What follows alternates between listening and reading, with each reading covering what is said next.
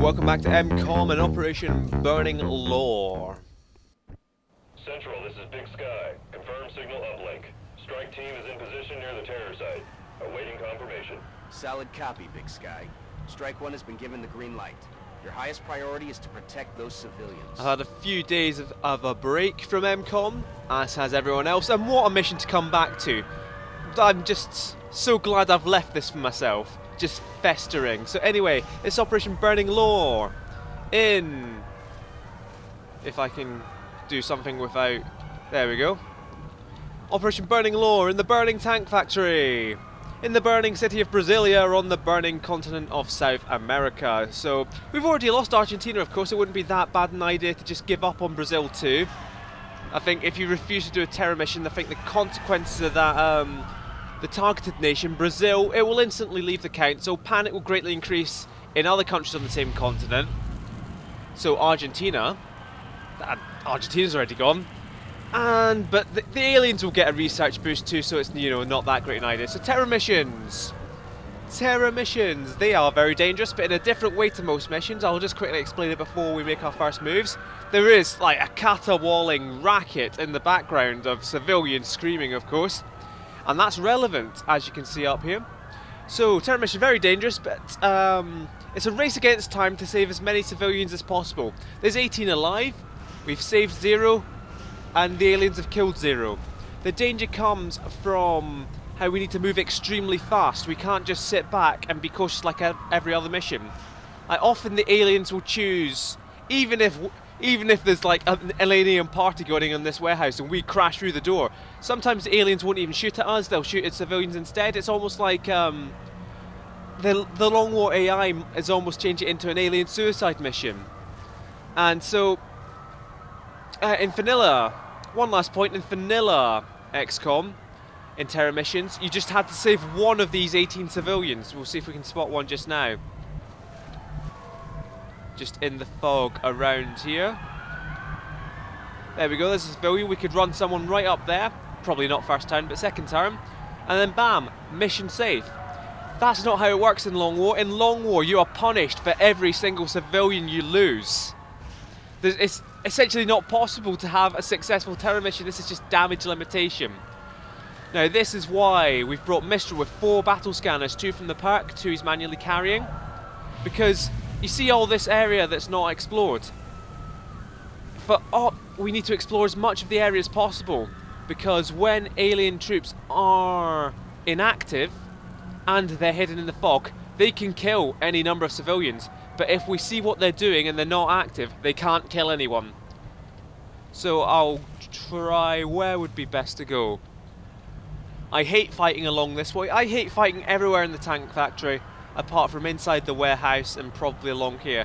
So what we're going to do with Mistral is move Mistral along here. He's going to throw a battle scanner down here as our first move.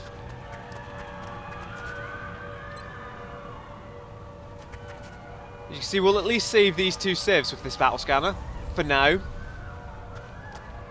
Unless this reveals like chrysalids or something. I'm not sure what we'll be up against, but oh no. Floaters right here. So we were quite lucky with the route Mistral took that it didn't activate there. But 3 floaters. So there are essentially 2 types of enemies, 2 enemy setups in a terror mission. You've got your standard loadout, which could be floaters, it could be any number of mechanized enemies. You'll usually get chrysalids in there as well. Chrysalids are the big one for terror missions. Or in Long War particularly, you can get a chrysalids and zombies mission, where it's just those 2, and it's essentially like a zombie horde. I think it's quite a cool idea. It's just, and it's a lot easier to deal with, in my opinion. Moving. She can come all the way up here. He can get a good grenade on. And while we're not strictly prepared to take these floaters on first turn, that's a good enough grenade that I feel like we need to do it. Although the one detriment to this plan, like obviously if we could get RSOCs, our Rocketeer, in a position to rocket them all in that pod, that'd be far better, but we can't do that without RSOCs being seen. The only problem here is that if we grenade them, it does a lot of damage, but the floaters split off down here and go kill all these guys, rather than come for us. but we're not going to get a better grenade on anything than this one. Quality grenade. Killed at least one of them. Where are they going? Excellent. That's probably not excellent, actually. Cheeky is still in concealment, though. Right, we need to start putting people in view of these guys now. As much as I don't want to say it. Because otherwise they will just split off immediately. I think... bad move, actually. I think these 3 civs are all dead next turn. We could... What I'm going to do is run and gun Epiphanes up to this hard cover. He'll be in view, and that will be a flank shot because that floater for whatever reason didn't move. Hopefully we don't activate on the left. It's not a flank shot because he's flying, and that's why he didn't move. So that's not ideal. I mean... 28% versus 32%. It's a waste of run and gun, but... you know... Right, Gaurav is going to be our main man. Move him as far forward as possible. That looks like it's full cover, so we can't really shoot past that. But if we move to here, he can shoot either side of it. Roger that. He should have good odds. 65 on that one, 65 on that one. He can, of course, overwatch as well, because he has Opportunist, which means he can overwatch completely freely, but he's not going to get... he's just going to get 65 odds, and we can choose our target here.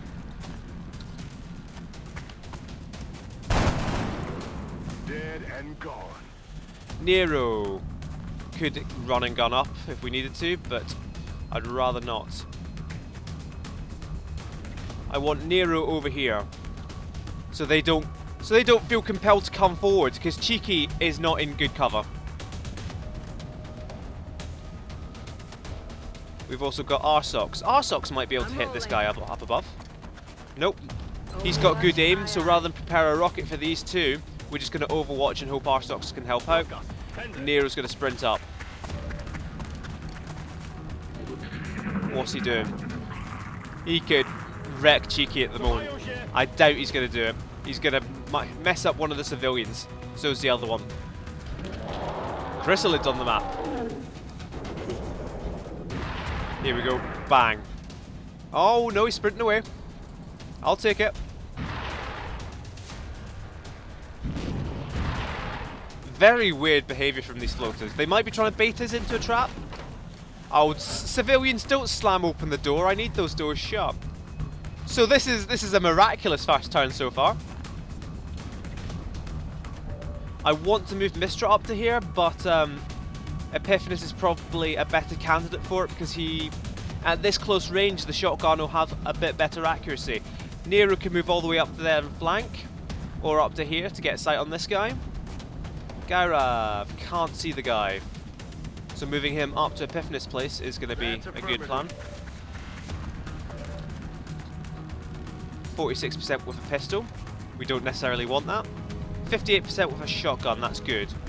Gaurav can potentially finish him off.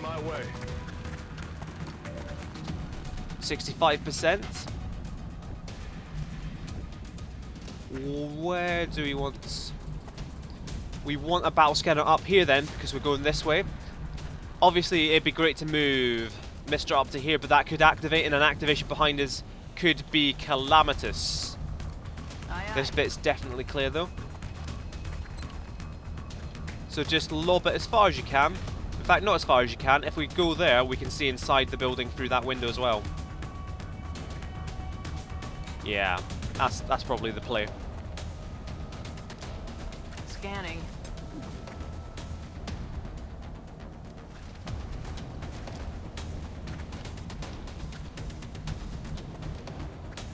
Yeah, not seeing enough at the moment. So we've got the floater that's up here. It's got 1 health. We could run and gun Nero up. It depends on what happens to this guy. We could guarantee he dies with cheeky grenading. That would blow up the cover, and these two guys between them could finish it. And that would leave Cheeky out of cover, but this guy would definitely be dead. So yeah, let's go for it. Heading to that location. Let's go diddly-o. And try not to kill all the civs at the same time.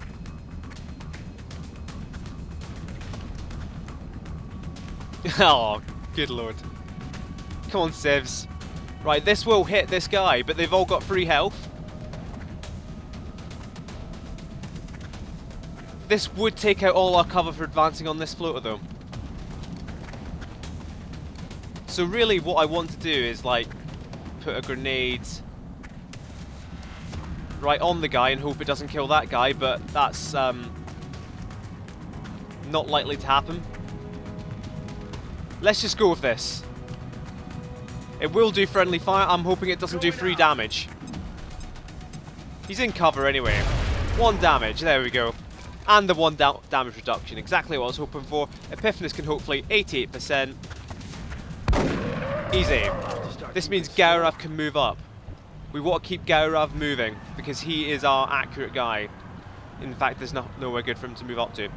Gaurav, Arsox. Again, nowhere good to move up to.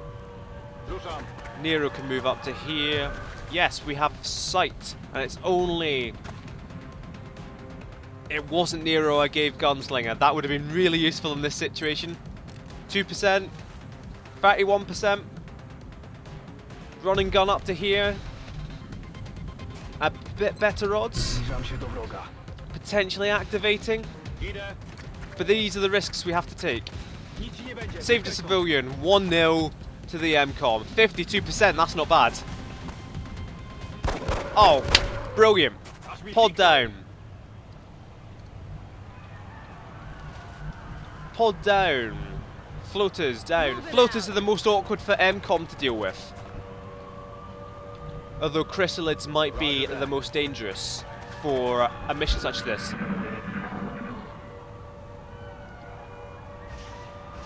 Obviously we only really ran into chrysalids for the first time. Here we go, people dying in the fog.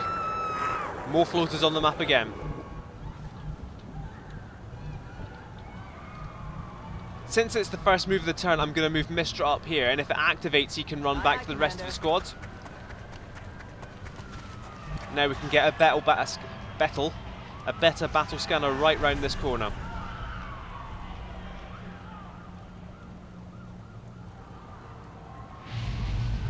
Good enough. The tank will block all this round here, but we want round the other side of this place. At least I thought we did. So Nero, he's used up running gun. We might as well keep moving round this side. And we might as well save the civilians while we can.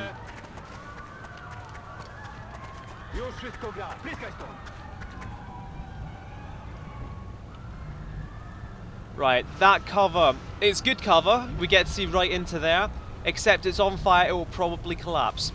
We could of course go to the roof, but there's no cover on the roof. The roof would be alright for Epiphanis actually, because he can run and gun and jump down. Copy that. And have an increased range of movement. Hopefully he's not going to activate anything while he's up there, because chrysalids can jump after him.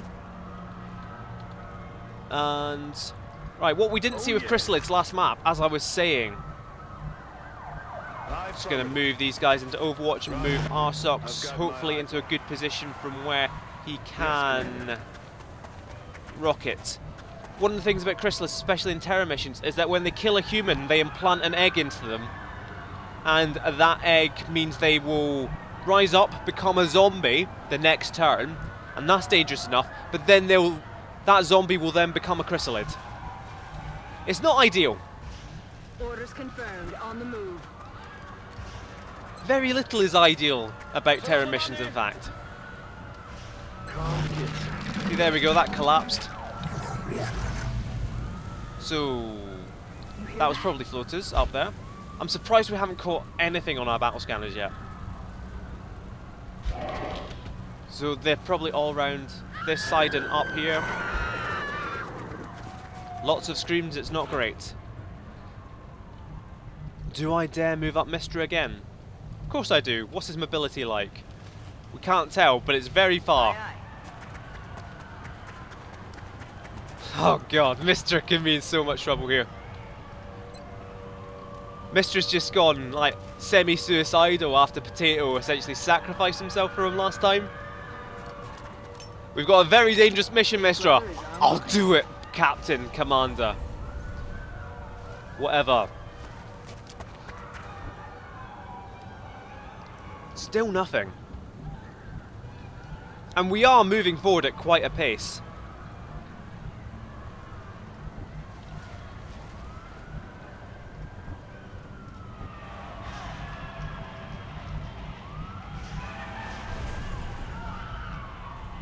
Just in case it activates, let's make sure Cheeky is in cover. Go! You're safe! Go! Likewise, Nero. Is Tab the one that changes? No, Tab just... I'm trying to learn hotkeys so that this video goes smoother. Because otherwise you just see me ponderously clicking, I want to Overwatch, and then click OK. But no, let's not do that. That's a bit... Moving. That would just slow the video right down and just be painful to watch. Garav. I earmarked that for him, because that is good cover. But no telling if it will activate yet. Yes, sir. So it's all gone a bit quiet. Let's move Epiphanis up to here. That's affirmative.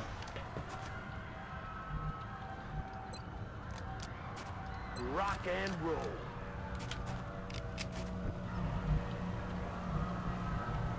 I'm just charging a bit blindly here. So we've got essentially all the guys.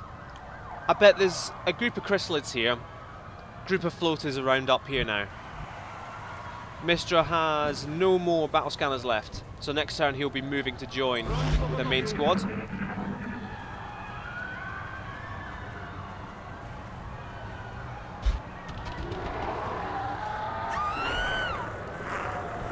The thing I don't understand about the Long War Terror missions is that you saw the camera flip up to here, civilian deceased. I'm not sure if that means that there's actually an alien down here doing the actual killing because they're not active. I mean, we'll find out. Mistra's right here. If they're going to kill any other alien, Mistra will be any other civilian, Mistra will be able to see them. I don't want to move up just in case there are people there. So we should have a run and gun back, so Nero is free to move out into the open and then run and gun into position.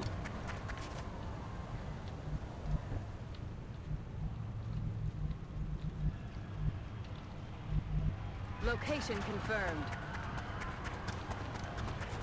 I can't believe we've only run into one pod so far. 4 battle scanners. Headed there 4 now. battle scanners. And we've covered half the map. And there's still just nothing. Orders confirmed. Moving out. Right, I will be careful with Epiphanis. I don't want to activate now. Got it covered. Mistra. Mistra's going to stay right there. Field commander. We cannot afford to activate with Mistra. Let's keep on keeping on.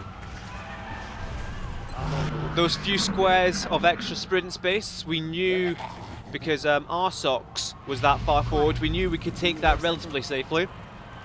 And those 2 squares might make all the difference when these floaters come out of the ether. There we go. So that was just about detected by the dying breaths of that battle scanner. Are we ready to activate? Does it matter if we're ready to activate? That's affirmative. There's civilian lives at risk. We're not ready to activate because that'll be a hell of a rocket next turn.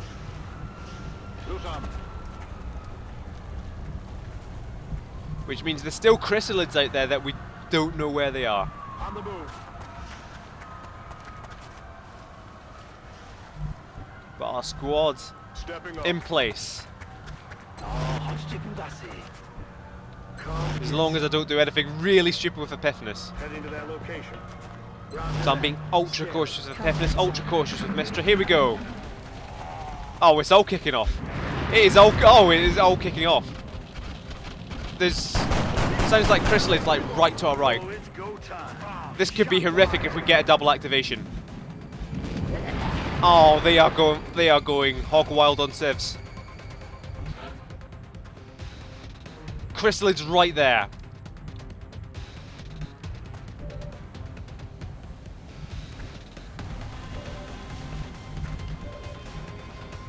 Can we see much about them?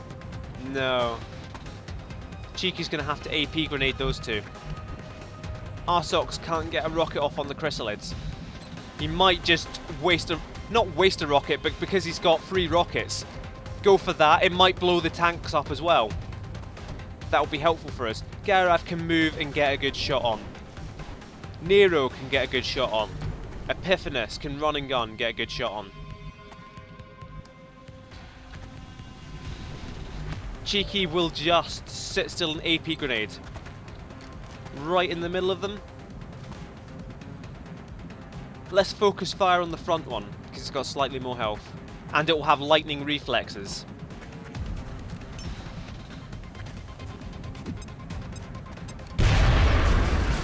Good. 2 shotguns should take care of those. Which means we can concentrate with Garav on not doing anything. So we can't move him up.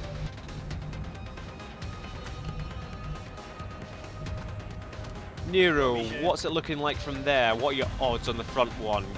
Ah, is that good enough? Yeah, easy. Of course it was good enough. What am I chatting shit about? Epiphanes can run and gun down here. Potentially putting himself at risk, potentially activating. But actually what I'm going to do is put him there rather than right there. Because that's, well, no, it's not an extra square, because what Epiphanes has is close combat specialist. If this misses, or if it doesn't kill him, and the Chrysalid starts going for him, he'll have a chance to kill it if he goes here, because there's an extra space he needs to run. Right, that guy's there, that guy's there.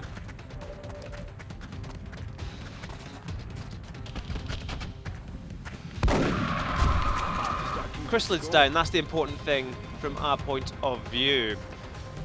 Mistra. If he moves up here, can he get flanked? Can he? He might activate other things as well. So Mistra's going to start moving along inside here. We've not heard anything from inside here yet. And he can in fact sprint all the way up here and come through these double doors to help next turn. Or he can just prepare on this door. Go for a flank. Arsox will take a rocket. I suppose he could go up here as well.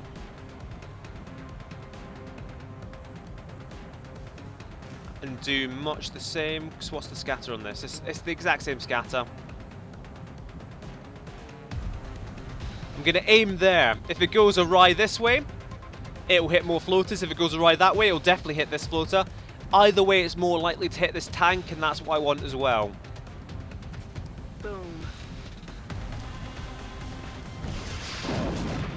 Not ideal. The tank is on fire, which is good though. Because that tank will explode, it will do a lot of damage if any of the floaters are still around it. Gara can only overwatch, but if any of the floaters come closer, Gara's probably going to hit it. I probably shouldn't have said that because he's going to miss now. Oh, beautiful. 3 floaters still alive. 1 is gone haywire. They are all coming to the right.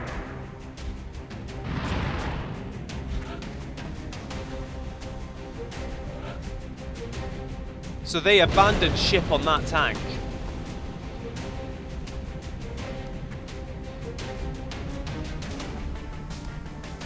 So Epiphanes can move up here and get a good shot on, but then he's vulnerable to being flanked next turn.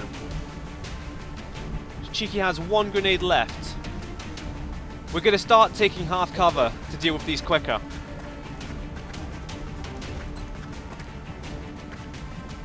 That should destroy all the cover.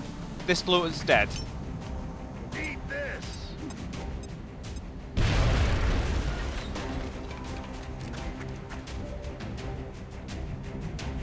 Hold on, that is full cover actually. So if we can... Gareth can move there. Nero can move to where Epiphanes is. Arsox can move up as well. I'd rather get the kill on the floater and potentially expose Epiphanes. Epiphanes has a lot of health anyway, come on now. Can he see round the corner for that shot? I'm not going to risk it. Moving there would conceal him from these floaters, but you can see that's full cover as well. He can't necessarily get around all the way around it. I'm all over. 94%. Good stuff. We are rolling. Mistra's going to come through this door rather than the roller door because there might still be more pods out there and we can't afford to activate them at the moment. Heading there now.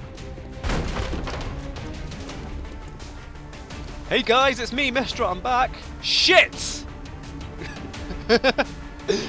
Yep, more pods, but they were already active. Somehow, because we didn't get a huge zombie scene with them going blah blah blah. So this isn't ideal. Zombies are quite easy to hit and crit though. Mistra's only got a pistol, what?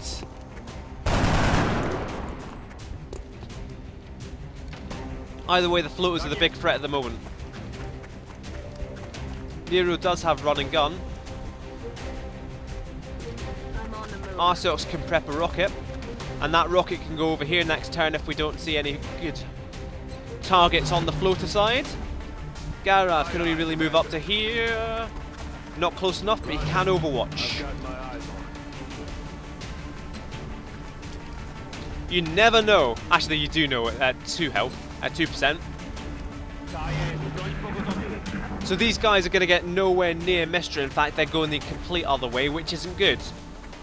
Hopefully this guy comes from Mistra.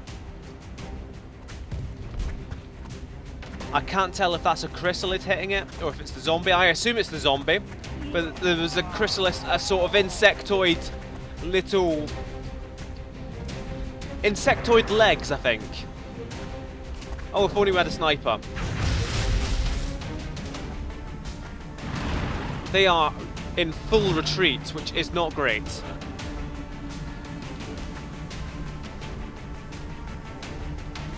Where is Mistra? Mistra!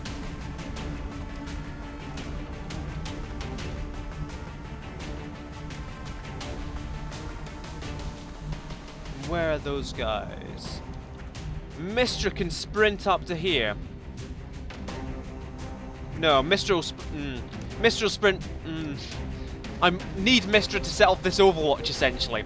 And I know Epiphanes is right in the line of sight of that overwatch, so we need Mistra to skirt near Epiphanes, but into cover in the end, while dashing. And I'm not sure if that's close enough, I'm not sure if that's close enough. I'm not sure if that floater will even be able to see beyond that hard cover. I think this is the best bet. No, in fact, that's the best bet. Got it. It will definitely see Mistra at some point. Taking fire.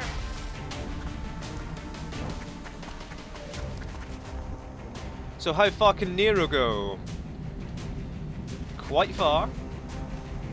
How far can Epiphanes go? Not far enough because we blew up this cover. Important question, how far can... Actually...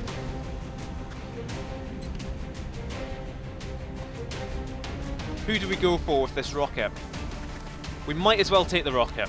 1.9 scatter isn't great. Who's more of a threat at the moment? I think it's this guy simply because he's behind cover and we're not going to be able to deal with him. Whereas if we dealt with this guy, we could move our other guys up and take pot shots on the other one. So we're going to go for that at the moment. With a full-on rocket, because it should destroy his cover even if it messes up. Yep, cover gone.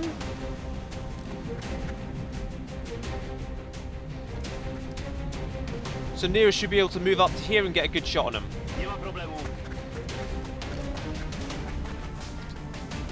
50% to hit. Not ideal. Cheeky should have a shot actually.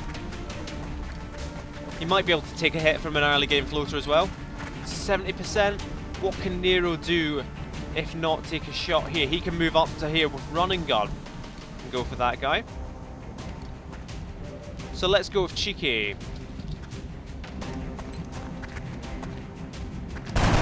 Oh, cheeky. No round. Cheeky, cheeky, cheeky. Moving out. Is that cover? Yeah, it is. Got it covered.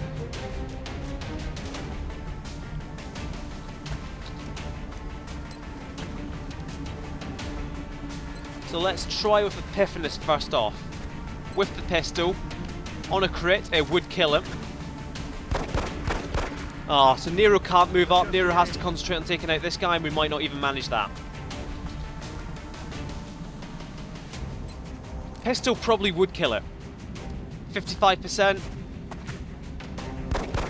Oh, come on, guys. Innocent lives are at stake, and not just your own for a change. Because these zombies are active, they can now be running amok. They can be running an absolute mock. Oh, we're never going to catch that guy now. If there's any civilians in this area, they are dead because we are not going to catch that floater. Right, this guy is dead. Dead as hell. So dead we're just going to use Mister on him. Moving out. And leave the assault to run and gun after the other guy. Out of ammo here. Where's that zombie? It might be an idea to go after the zombie at the moment. That floater's up here. Do we really need to protect against that floater? I don't think so. So from here, what are Epiphanes' odds with a shotgun? 52%. We can get closer, but we can't guarantee. We can't do that until we guarantee that we kill it. Moving.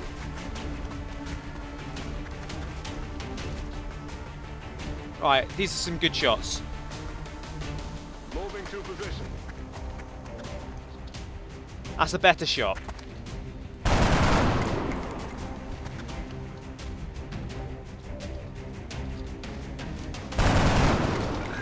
No. One zombie, one floater remain. I'm on it, Commander.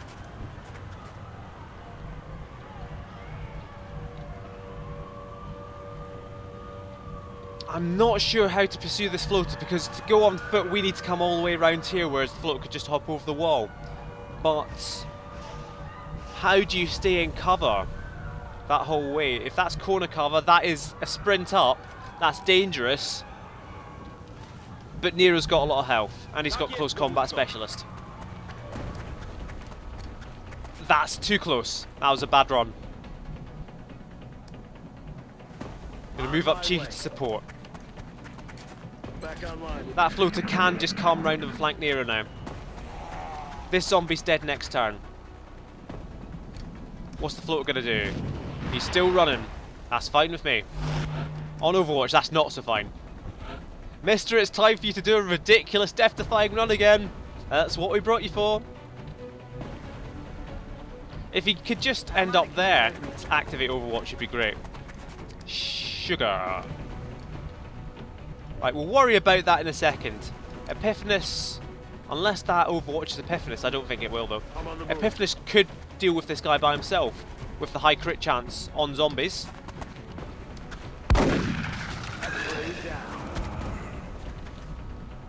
Thing is, there's no good cover for Epiphanes to move to because Nero has it. And this tank is on fire. I'm not going to trust that it isn't going to explode. Which means the only real cover for Mistra is there. Which, yeah, it's not ideal. So Cheeky does have full ammo. He could just shoot it. What are Nero's chances? Slightly closer, but with a shotgun, 1%.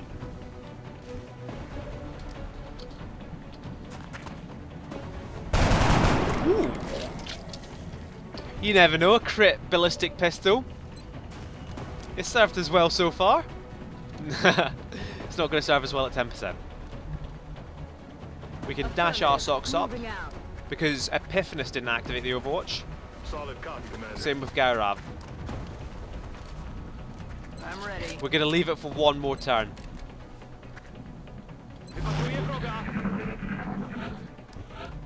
He didn't do anything. I do not know why. but obviously I'll take it. Moving. Maybe he's baiting us into like the last pod on the map that we haven't heard yet.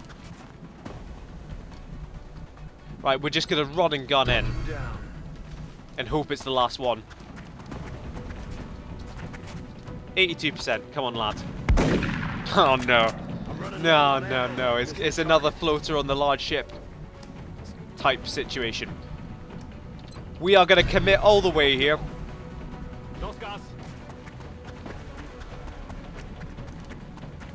It's fine. This will be 100%. Yep. 100% kill. Commander, the operation was a success. A successful operation. We saved over half of the possible civilians, which is about my going rate. If we'd been a bit lucky with the battle scanners or with the pod placement, we would have saved more, but we could have gotten a lot more unlucky and saved a lot less. So on the whole, nobody got injured. I'll take it, because it's Brazil and we've already lost South America. It doesn't matter that much. Of course, we did exhaust Mr. So he is wounded for 9 days. That's not too bad. Loads of people promoted. I'll take it. Let's go through promotions right now. So another... I'm considering going Gunslinger with Epiphanis as well to have 2 XL operatives. And I think, yeah, I'm going to do that. Because aggression is very good. But Epiphanis... Oh, I shouldn't have gone Gunslinger with Magical Trevor, actually.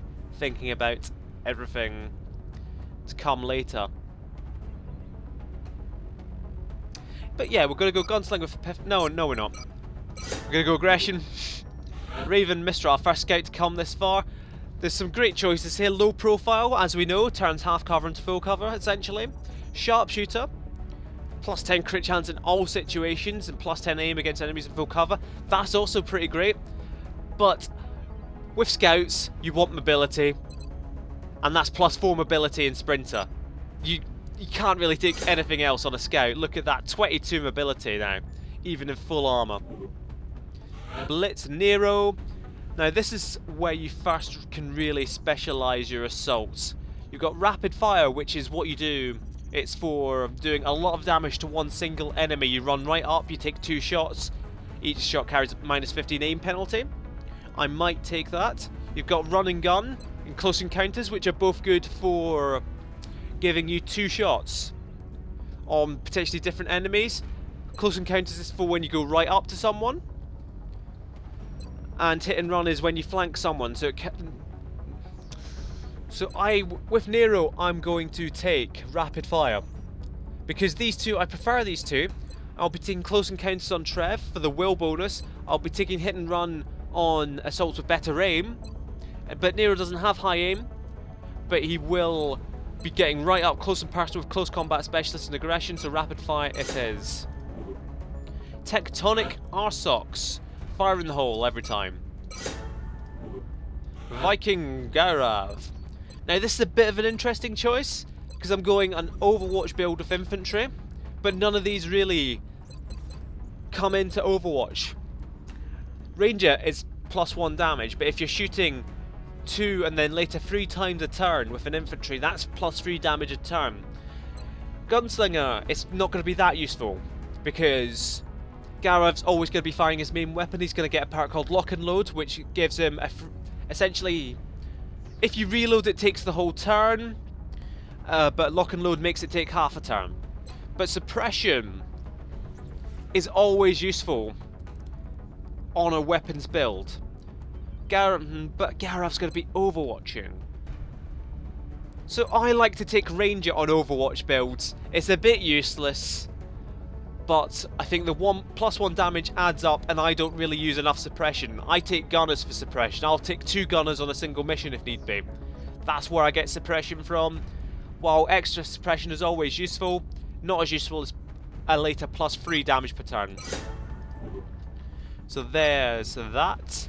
We won't get much from that. Here we go, here's the panic. Panic in Brazil, panic in South America. We will be in touch, Commander. And Brazil I'm sure into the troops yellows. will be eager to get out there and even up the body count. So it's been a few days since I've played. I don't know what's coming up for us in the I just don't grand understand. strategy layer. Why use such advanced technology against innocent civilians? Dr. Inst, let's not... We can't really take the moral high ground with you here. But anyway, I'm going to check out, see what needs doing, and I'll be right back with you.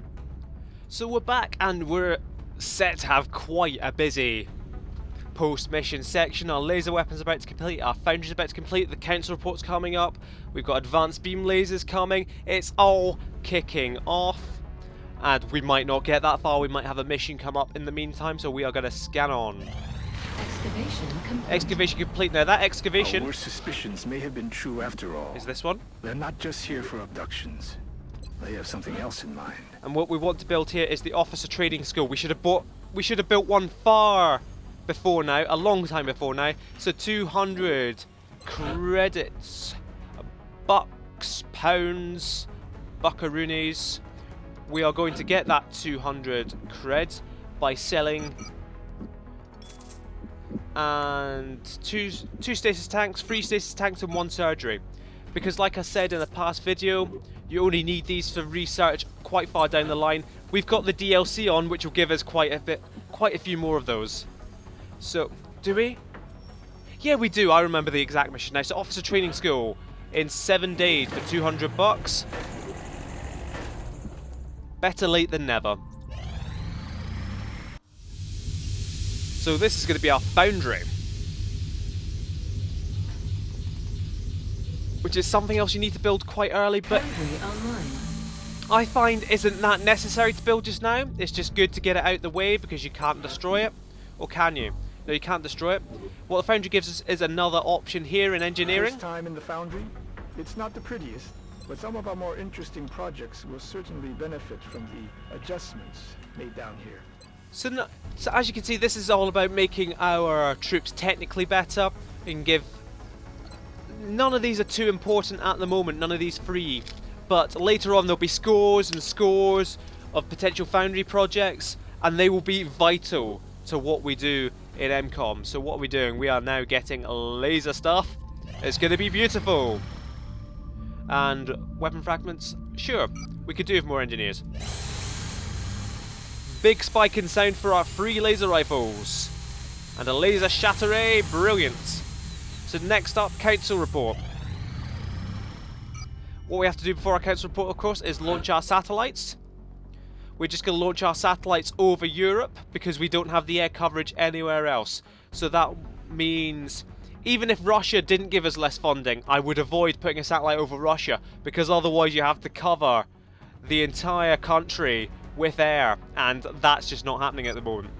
Satellite launch. So UK and France, Satellite uplink facilities at with maximum satellites, capacity. that will give us a lot more Additional funding, uplink required. as you'll see right now. Transmission. We are extremely impressed with the progress of the XCOM project thus far, Commander. Your recent results were beyond our expectations, and that is not a statement this council makes lightly. See, our second month is not doing too bad. That monthly reward is completely off, by the way. Remember, What we actually have is about $500. 576. Now, what will I spend it on? We're going to scan on to advanced beam lasers, then we'll decide.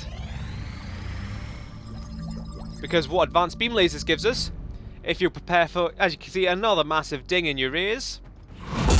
Ouch. So scatter laser, laser shotguns, brilliant. Enhanced lasers, that is irrelevant right now. Laser strike rifle, that's a upgraded marksman rifle, we'll be getting one of those. Laser sniper rifle, obviously vital. Super heavy laser, not useful at the moment. Laser cannons, these will be brilliant long term because we can upgrade these later as well. These are what we want on our interceptors. So we are then going to move on to... I'm not sure, we could get a start on captures by going for xenoneurology. Instead, I think I'll go for alien materials and work our way up to better armor. I appreciate your efforts to support the research team, Commander. I've already put the new recruits to work in the lab. So, I have difficulty understanding how such an advanced species could show so yes, little Dr. Ince, empathy tell us for the about lives of empathy. other sentient beings. It goes against everything we have ever imagined. The technology is there, but with it comes a carelessness we would never have expected. What could have brought them to this? So we have enough laser weapons in production now for our whole squad of 7 to have laser weapons. Yeah, so let's leave it at that for just now. Because I say squad of 7. When the officer training school is up, that's what I'm saving the rest of the money for. Oh, what I also needed to buy was start a head start on producing laser cannons, of course, which are over here. They are far better than what we have already on our interceptors. But I'll be leaving a bit of cash in reserve to spend in this place. Officer training school online. The officer training school. It's kind of like engineering gets the foundry, the barracks gets the officer training school.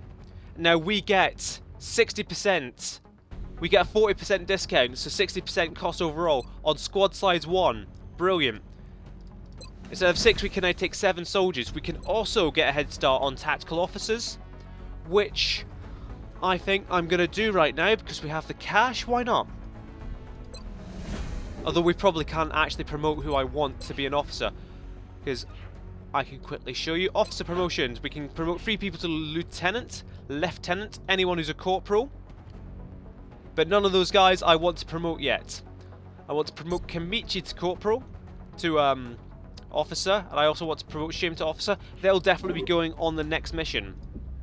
Commander. Oh, there's a priority hello. 1 transmission coming in from the council. Nothing for ages. What are they giving us? It's not great. So this is another story DLC mission like Portent was, except this starts the other branch. Friends in Low Places, where we meet a mysterious contact with a unique piece of technology. This mission can be quite difficult, especially in Long War, but we now have, as you can see, add unit, 7 people to go on this mission. I'll choose them and be right back with you. Now, Friends in Low Places is, from my experience, is a very difficult mission. It's not really the place you want to be training up new troops, but unfortunately our roster, it's either I use all the same troops every single mission, or I have to train up new guys at some point. So I've arbitrarily decided that this is the point for me. So Darth Lurtz, high aim, rubbish everything else, sniper. We're taking 2 snipers, 2 ballistic snipers on this mission, because we're not taking scouts, we're not taking assaults, we're gonna be completely immobile, essentially. And I dislike how this resets sometimes and not others. But there we go, that's what I want Lurtz to take. Revolutionary Rebel. Very high will for a rookie, average aim, not great mobility. He's going to be a medic. He's going to become one of our psychic medics down the line. But as it is, he is here for medkits and almost nothing else. And it reset the inventory again. He gets 2 medkits. And he's going to have a battle scanner to spot for the snipers. Give him back the laser rifle. And Tolk. High aim, reasonable mobility. Another Rocketeer, because you can never have too many Rocketeers. Especially considering our plan for mechs. SMG, and give him some spare rockets. I'm not going to give him a spare shredder, because I'll show you what I've got on Cheeky. Cheeky's coming along on this mission as our engineer, but he's going to have 4 high explosive grenades. It's all about cover destruction. These guys are going to destroy cover, whereas Lurtz, Yosef, Ninja Cult are going to obliterate anything out of cover. We've got a lot of medkits on us, because again, I think this is going to be a thin man heavy mission, just from past experience. So we've got 3 specialists. No intel is available. It's not great, but Corporal Ninja Cult, the leader of this mission, he'll keep everyone calm. He will lead by example. Lead by example is actually one of the officer perks. which nobody has. Which is a shame.